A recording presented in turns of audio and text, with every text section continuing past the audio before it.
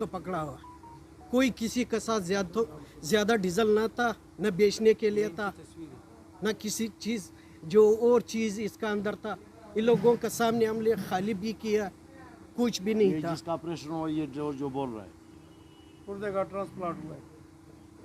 अभी मैं घर पे कैसे जाऊं, किस तरह जाऊं? इन लोगों को मैं क्या दूंगा?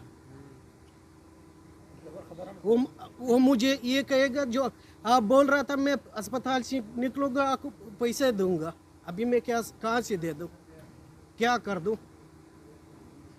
मैं खुदा की कसम और है कुछ नहीं बताया अभी, लेकिन कसम से यहाँ पे मुर्दा मुझे ले जाएगा या गाड़ी के साथ मैं जाऊंगा। मेरा भाई वाला आया हुआ है, बोल रहा है तू बड़ा तकलीफ है। हमने बोला जब मर जावे फिर भी नहीं उठूंगा।